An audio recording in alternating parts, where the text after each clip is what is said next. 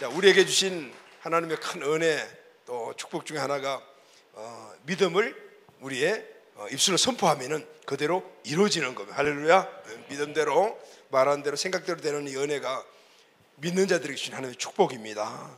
하나님의 말씀이 우리에게 실제화되는 이 믿음의 선포가 우리 삶 가운데 또 이번 주간에도 풍성히 일어나게 되기를 예수님의 이름으로 축복합니다. 아멘.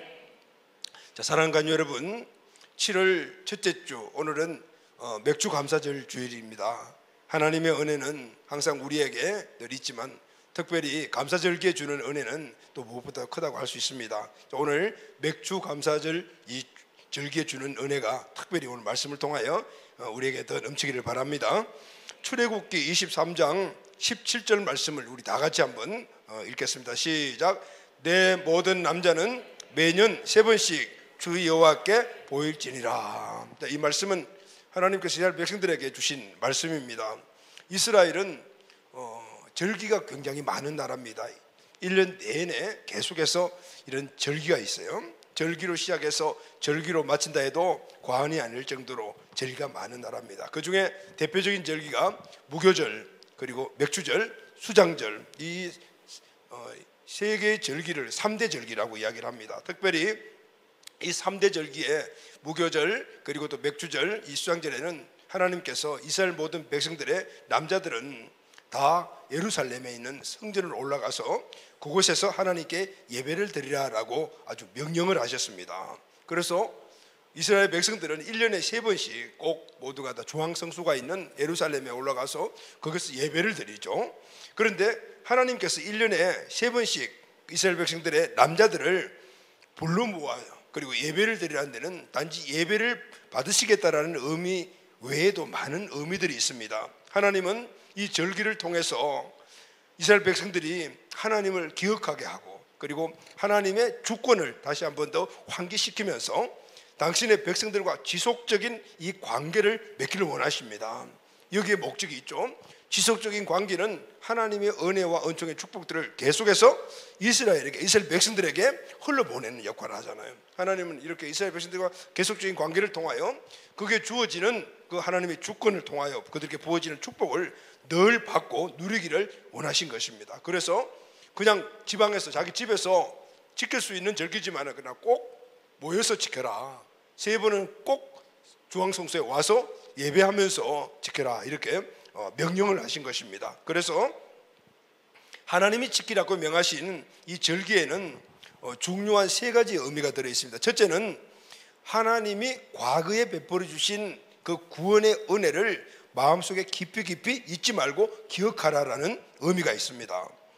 하나님께서 친히 구원해내신 백성은 절대로 하나님께서 은혜를 베풀어 주시죠. 그런데 이 이스라엘 백성들을 보면 그 은혜 가운데 있음에도 불구하고 많은 시련들이 있었어요. 그런데 그 시련 가운데서도 하나님은 항상 이스라엘 백성들과 함께 하시고 그리고 결국은 그 가운데서 구원해 주셨어요.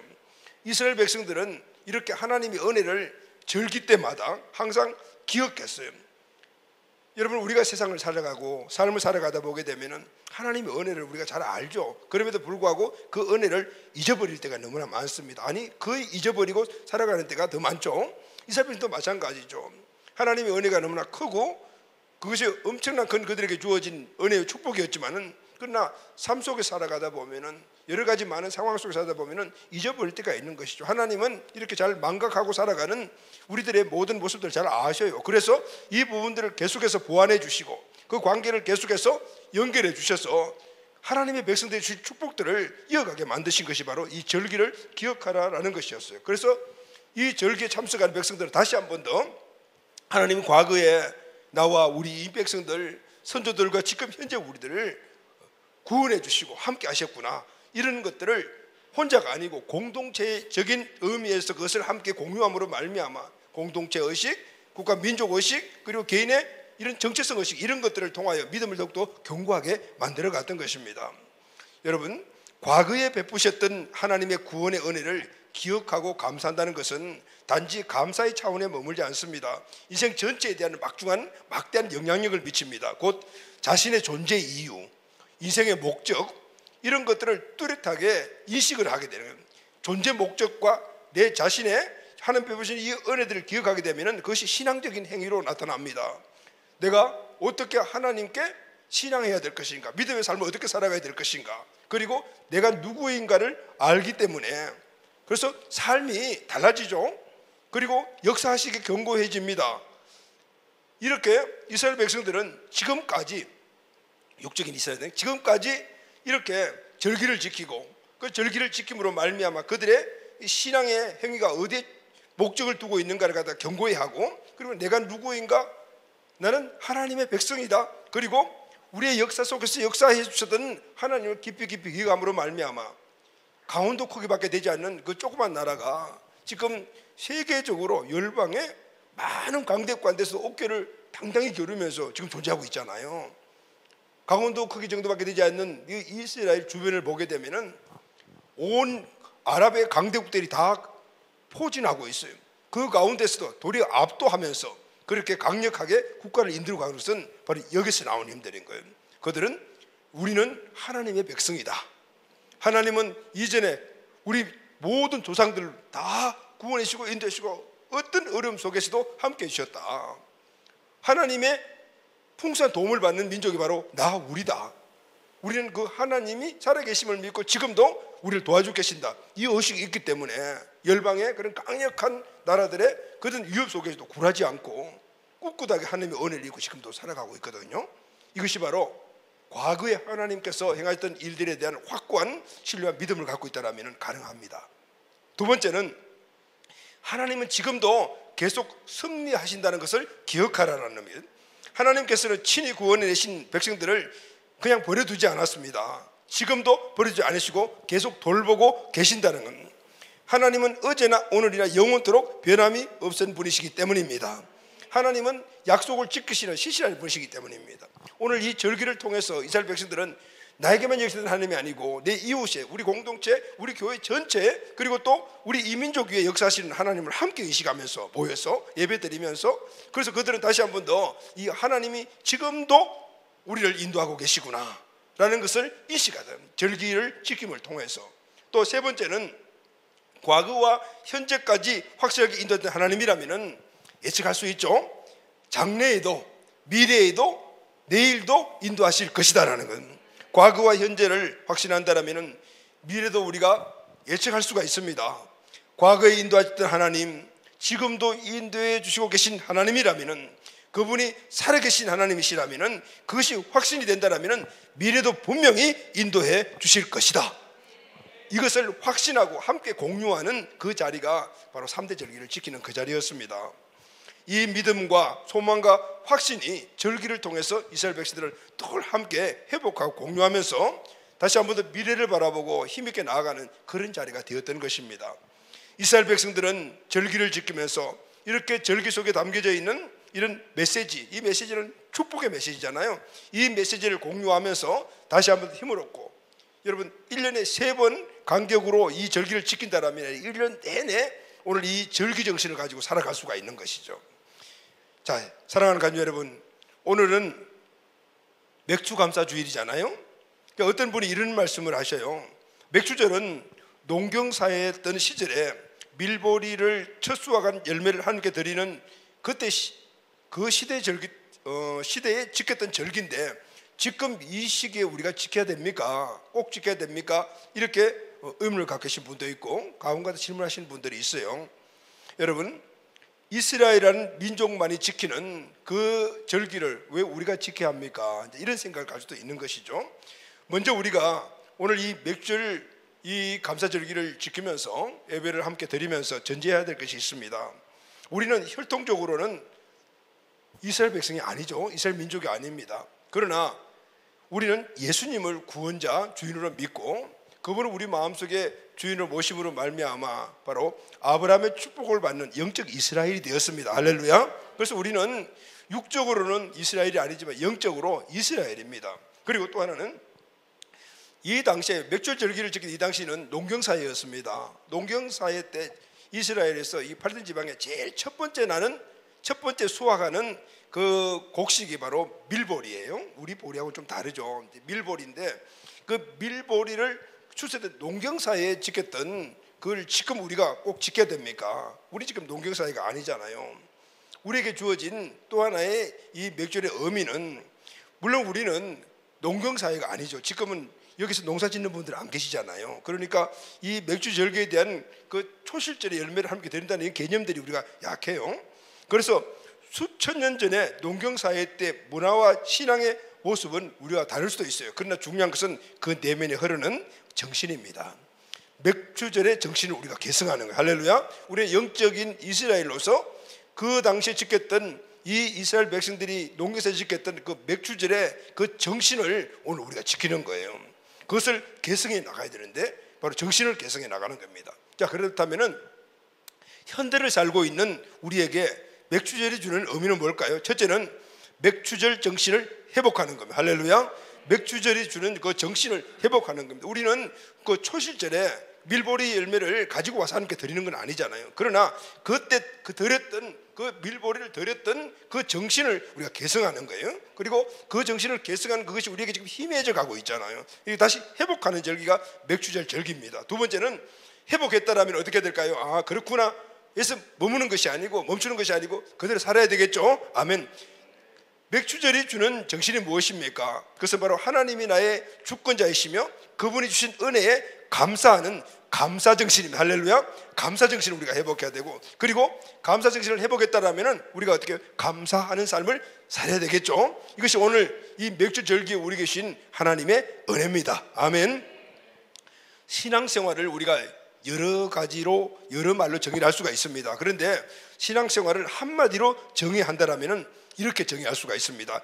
예수 그리스도를 믿음으로 구원받은 자들이, 저와 여러분들이죠. 자들이 그 구원의 은혜를 베푸신 하나님께 감사하는 삶을 사는 것, 이것이 바로 신앙생활입니다.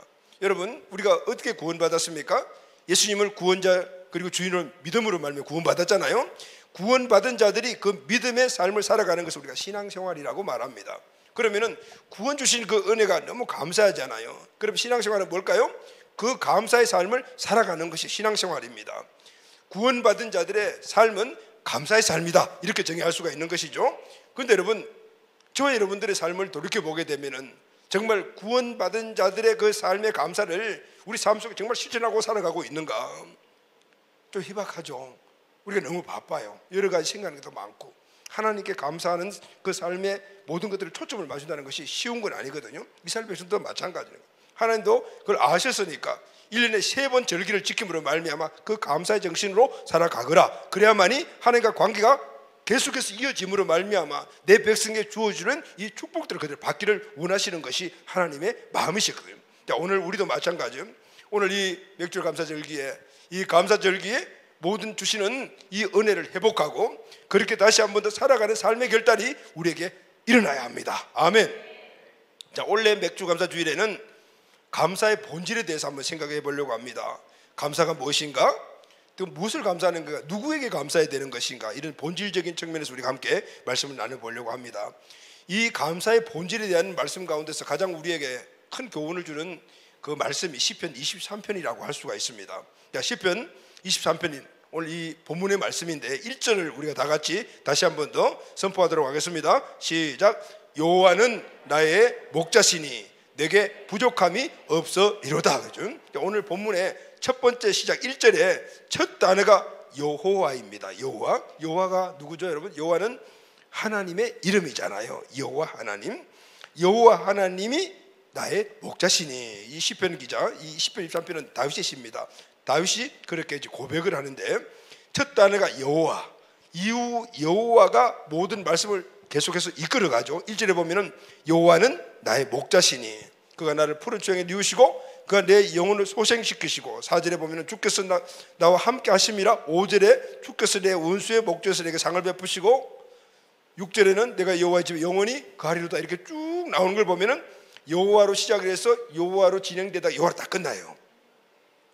이 말씀은 여호와 하나님이 감사의 본질이다라는 걸 말씀해 줍니다. 하나님이 감사의 시작이고 지금 감사의 우리 조건이고 감사의 마무리다라는 걸 말합니다. 여러분, 하나님이 감사의 시작입니다.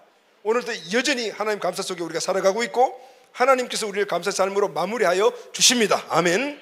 자, 그럼 여러분 좀 더 구체적으로 이제 오늘 함께 말씀을 나눌 텐데, 왜 여호와 하나님이 감사의 본질일까요? 왜 여호와 하나님께 감사해야 될까요? 자, 우리가 세 가지로 우리가 함께 나눠보도록 하겠습니다. 첫 번째, 여호와 하나님이 나의 하나님이 되시기 때문에 우리는 여호와 하나님께 감사합니다. 아멘. 여호와 하나님이 나의 하나님, 저와 여러분들의 하나님이시기 때문에 우리가 하나님께 감사할 조건이 되는 것입니다. 1절 말씀을 보면 여호와는 나의 목자시니 내게 부족함이 없으리로다 그랬거든요. 여기 주어가 여호와인데 내게라는 말은 여호와 하나님이 내 목자시니 내게 부족함이, 내가 부족함이 없다라는 말이거든요. 시편 기자가 감사하는 것은 딱 하나입니다. 여호와 하나님 때문에 감사하다는 겁니다. 근데 여러분, 그 여호와 하나님과 나의 관계가 뭐냐면 극히 개인적이에요. 그래서 감사의 조건이 되는 겁니다. 시편 23편은 모두 6개 절로 구성되어 있는데 6절 안에 여호와가 6번 나오고 내가라는 말이 12번 나옵니다. 나의 목자, 내게, 나를 풀밭에, 내 영혼 나와 함께. 여호와 하나님을 지금 이 시편 기자인 다윗은 철저히 개인적인 관계에서 이야기하고 있는 걸 볼 수가 있어요. 개인적인 관계를 맺고 있는 거예요. 물론 여러분, 여호와 하나님은 이스라엘 공동체 전체 하나님이기도 하시고 또 여러분의 하나님, 제 하나님 되지만 따지고 보면 어디서 시작되냐면은 나 개인과에서부터 시작이 되는 거죠. 내 개인과부터. 아무리 좋으신 하나님이라도 나와 관계가 없는 분이면 무슨 소용이 있겠습니까? 여러분, 예를 들어서 우리나라 대통령이 너무 좋으신 분이잖아요. 그죠? 능력도 있으시고 여러 가지 많은 삶 속에서 우리에게 좋은 걸 주시는데, 그런데 그렇게 좋은 대통령이라 하더라도 나는 국민, 그분은 대통령 하면은 포괄적인 의미에서 관계가 있지만 그러나 개인적인 관계는 없잖아요. 그러니까 별 의미가 없어요. 그런데 대통령님이 나의 삼촌이다 이러면 좀 달라지잖아요. 바로 그런 관계예요. 하나님이 아무리 좋으신 분이시고 그분의 능력에 무한하시고 모든 것들 가능하신 분이지만은 그냥 하나님 나 이렇게 때는 별 의미가 없는 거잖아요. 그런데 그분이 나의 하나님, 여러분 각자 한 분 한 분의 하나님 하면 달라지죠. 바로 다윗이 그 이야기를 하고 있습니다. 하나님은 나의 하나님이, 할렐루야, 나의 하나님이죠. 이것이 정말 중요한 겁니다. 그 다음에는 여호와 하나님이 어떤 분이시기에 오늘 그분께 다윗이 감사하다고 말하고 있는 것일까요? 그분이 나의 하나님 되셔서 나에게 주신 게 뭘까요? 나에게 무슨 혜택을 주셨죠? 무슨 축복을 주셨습니까? 그래서 감사하다고 이야기하는 것입니까? 다윗은 오늘 이 본문에서 내게 부족함이 없다라는 말을 사용해요. 하나님이 내게 부족함이 없기 때문에 나는 하나님께 감사합니다, 이런 뜻입니다. 자, 여러분, 내게 부족함이 없다라는 이 말은 내가 모든 것을 완벽하게 갖고 있어서 부족함이 없다라는 그런 의미는 아니에요. 여러분, 우리 인생을 돌이켜보게 되면 부족함이 없는 인생은 아무도 없어요. 모든 것들이, 모든 삶 속에서 부족함이 있어요. 내 생에 부족함이 없이 완벽하게 모든 것을 갖추고 있을 때는 딱 한 번도 없다. 그렇다면 시편 기자인 다윗이 내게 부족함이 없다라는 이렇게 말하는 의미가 뭘까요? 이 말은 이런 의미입니다. 나는 어떤 경우에도 만족하다, 부족함이 없다. 왜냐하면 세상에서 가장 귀한 분, 모든 것들을 다 소유하고 계신 그분이 나와 함께하기 때문이다. 아멘. 그것은 나는 지금 현재 무엇을 소유하든 소유하지 않든 간에 상관없이 만족함을 누린다, 이런 의미예요. 여러분, 그분이 누구죠? 하나님이세요. 여호와 하나님. 여호와 하나님 한 분이면은 모든 만족함이 있습니다. 할렐루야, 아멘. 오늘 이 말씀의 은혜가 우리에게 정말 풍성하게 임하게 되기를 예수님의 이름으로 축복합니다. 아멘. 여호와 하나님 한 분이면은 모든 만족함이 있어요. 그분 안에 모든 것들이 다 있고 그분의 귀하심과 그분의 풍족하심과 그분의 부유하심이 오늘 내 안에 있고 나와 함께 있다라면은 오늘 우리는 어떤 상황 가운데서 거기에 구애받지 않고 만족함을 누릴 수가 있는 이 믿음이 중요한 것입니다. 여러분, 하나님은 어떤 분이십니까? 야고보서 1장 10절 말씀을 보면은 오늘 우리에게 온갖 좋은 것을 주시는 분이다라고 말합니다. 하나님은 오늘 우리에게 온갖 좋은 것, 귀한 것을 주시는 분이에요. 그러니까 모든 좋은 것, 귀한 것은 하늘에 계신 하나님께서 우리에게 주시는 거예요. 야고보서 1장 17절 말씀을 보면은요, 온갖 좋은 은사와 온전한 선물이 다란 말은 모든 걸 다 통째로 다 위로부터 빛들의 아버지로부터 내려오나니 그는 변함이 없으시고 해질하는 그림자 없으시니라. 빛들의 아버지 하늘 하나님께서 오늘 우리에게 있는 필요한 온갖 좋은 것들, 귀한 것들을 다 선물로 주시는 분이라는 것이죠. 근데 그분은 변함없으시고 회전하는 그림자와 같이 우리 인간이 아니에요. 변하면 진실하신 분이라는 것이죠. 찬송가 591장 후렴을 보면은 오늘 이 말씀에 대한 결론을 딱 이렇게 짓습니다. 온갖 귀한 선물 주님이 주신 것, 그 풍성하신 은혜를 다 감사드리세요. 할렐루야, 아멘. 온갖 귀한 선물 다 주님이 하늘로부터 우리에게 주신 것, 그 풍성한 주신 은혜를 감사드리세요. 아멘. 우리의 삶을 다 그대로 고백했네요, 그죠? 그래서 여러분, 오늘 이 사실을 우리가 확실히 믿음으로 갖고 있다면요, 모든 귀한 것 누가 주셨습니까? 하나님이 주셨습니다. 모든 아름다운 선물 누가 주셨습니까? 하나님이 주셨습니다. 자, 그러면 여러분 부모님도 다 계시죠? 그 부모님 누가 주셨습니까? 하나님 주셨습니다. 그럼 그 부모님이 어떤 분이에요? 너무나 아름답고 귀한 분이심을 믿습니까? 아멘. 왜냐하면 하나님이 온갖 귀한 것, 좋은 것 다 하나님 주셨으니까. 여러분, 우리 아내, 남편, 부부 서로 관계 누가 주셨습니까? 하나님이 주셨습니다. 믿으시죠?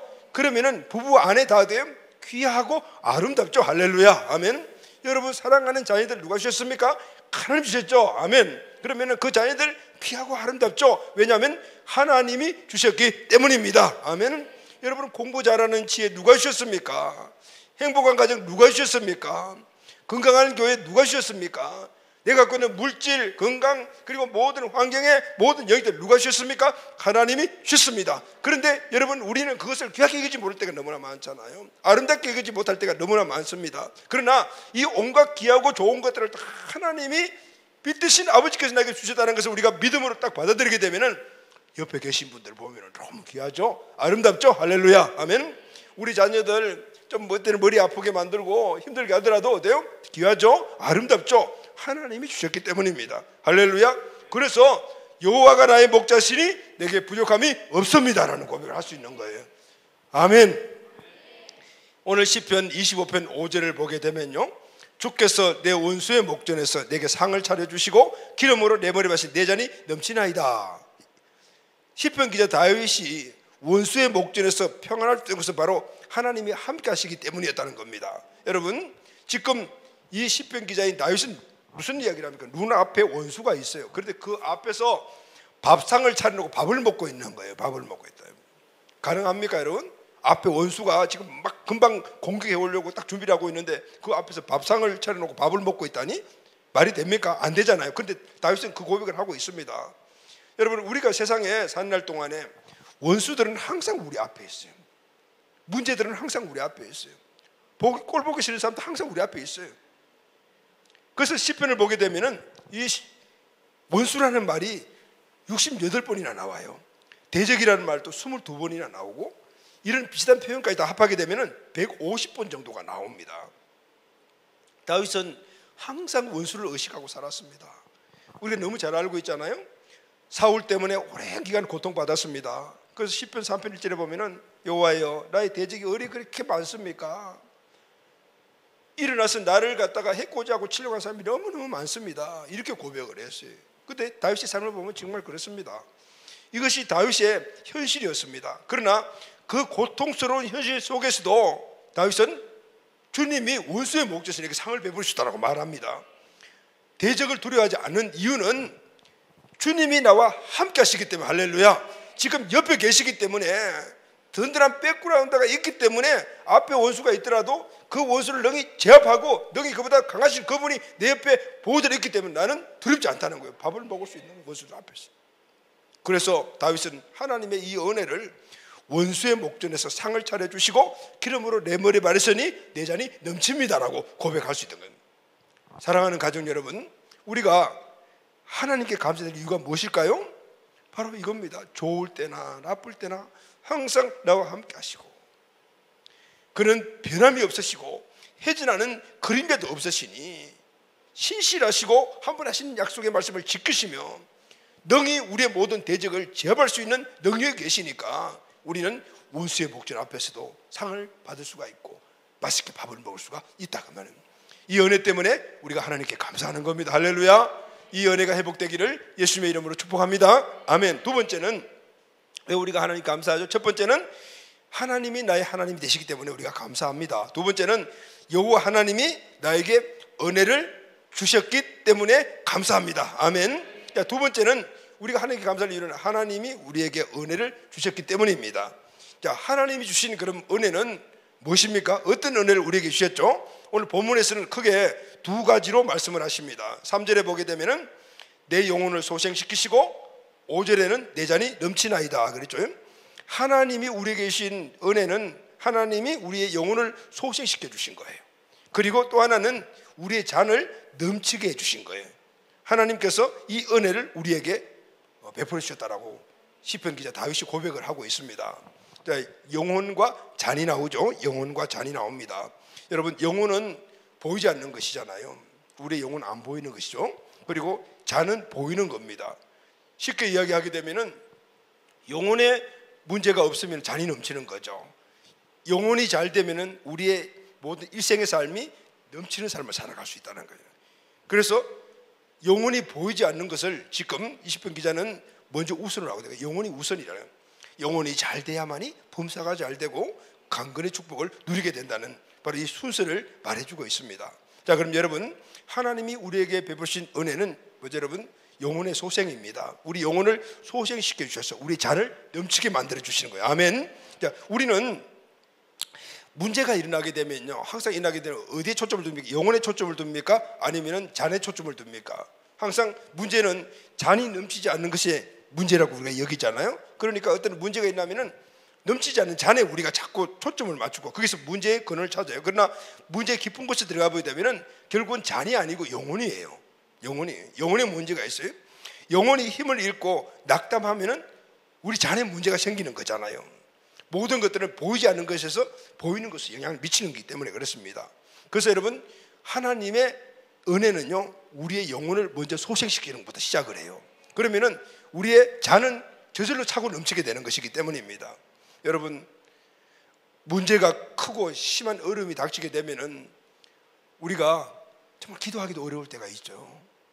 예배에 참석하기도 쉽지 않을 때가 있고요. 그때마다 하나님은 오늘 우리 영혼을 먼저 소생시켜 주셔요. 우리가 힘이 없어서 기도, 예배 뭐 이런 것도 포기하고 싶을 때도 그래도 끊임없이 우리 안에서 우리 영혼을 소생시켜 주시오. 그리고 우리를 잔이 넘친 삶으로 인도하십니다. 여러분, 저나 다 마찬가지겠지만은 우리가 2년여 동안 지금 코로나를 겪으면서 좀 저도 솔직히 말해서 요즘 가끔 이렇게 탈진을 겪고 있습니다. 이제 목회 19년 차인데 지금 가장 어려운 시기를 저는 지나고 있는 것 같아요. 아마 우리 공동체 가족들도 지금 그런 그 시기를 겪고 있는 분들이 대부분일 것 같아요. 나뿐 아니라 우리 공동체 가족들 그리고 또 동역자들도 만나보면은 같은 현상을 겪고 있어요. 그러니까 어렵죠. 저는 또 담임 목회자니까 표시 잘 할 수도 없고, 그러니까 항상 하나님과 관계 속에서 그냥 뭐 푸념도 하고 원망도 하기도 하죠. 그런데 기도 자리겠죠. 새벽 기도가 요즘 좀 더 간절합니다. 그런데 이런 좀 어려운 그런 상황 속에 있는 그 상황 속에서 지난주에는 새벽 기도 중에 하나님께 시편 40편 5절의 말씀을 또 올리셨어요. 내 영혼아, 내가 어찌하여 낙심하며 어찌하여 내 속에 불안하는가, 내 영혼아. 그런데 지금 시편 기자의 이 내 영혼이라는 그 영혼이 딱 보니까 내 영혼인 거예요. 내 영혼이에요. 그러면서 내 자신을 되돌아보게 하면 돼. 거기서 끝난 것이 아니고 시편 40편 5절의 하반절 말씀이 바로 따라왔어요. 너는 하나님께 소망을 두라.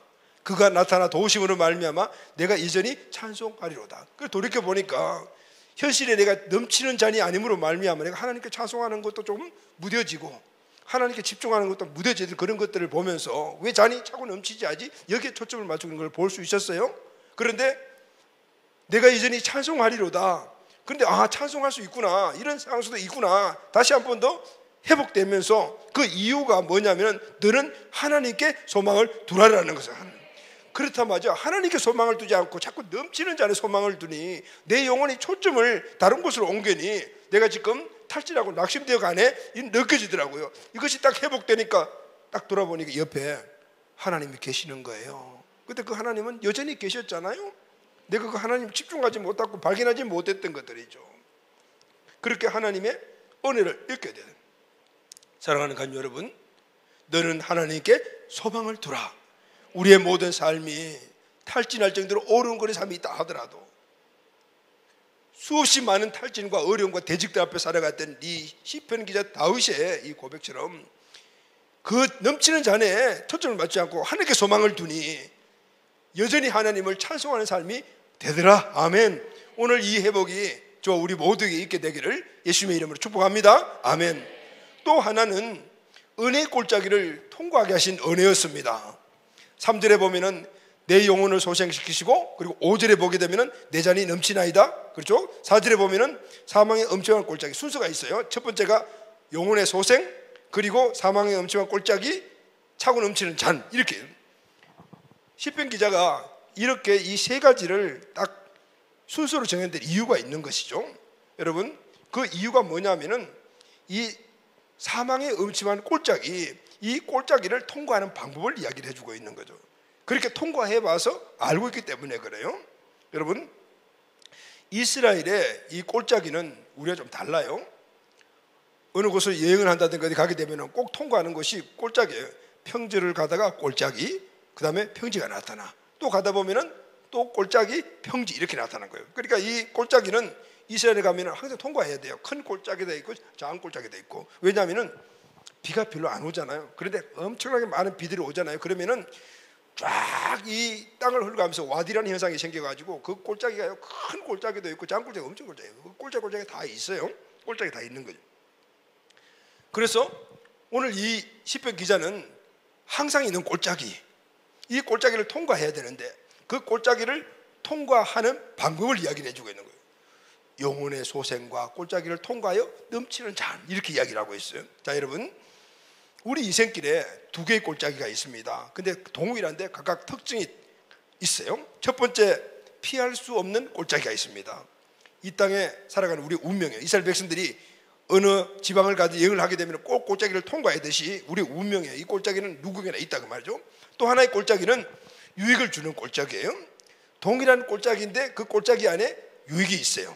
자, 여러분, 골짜기는 멀리서 보면 험하고 무섭지만 가까이 가면 물이 있고 그 안에 꽃도 있고 그늘도 있어요. 그래서 인생의 골짜기는 힘든 곳이기도 하지만 그 안에 하나님의 은혜가 있다, 그 말입니다.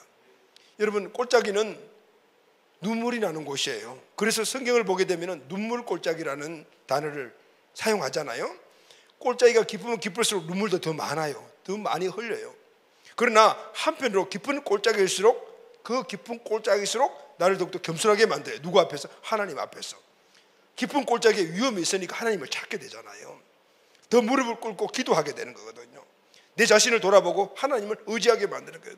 여러분, 이해하기 힘든 말이 될 수도 있겠지만 어떤 분이 이런 말씀을 하셨는데 정말 의미가 있게 들렸어요. 이런 말씀이에요. 내가 정말 감사해야 할 사람은 나를 가장 힘들게 하고 괴롭게 한 그 사람일 수도 있다. 좀 힘든, 이해하기가 어렵죠. 나에게 정말 엄청난 해코지를 주고 나를 힘들게 만들었는데 그 사람이 나의 감사의 조건이 되다니. 그러나 한편을 보게 되면 그래요. 깊은 골짜기일수록 우리가 또 하나님을 의지하고 깊은 골짜기일수록 내 자신을 돌아보듯이 그 어떤 나에게 엄청난 어려움을 준 사람들을 바라보고 그 사람과의 관계 속에서 더욱더 하나님을 의지하고 내 자신을 돌아보는 계기가 되었더라, 그 말이거든요.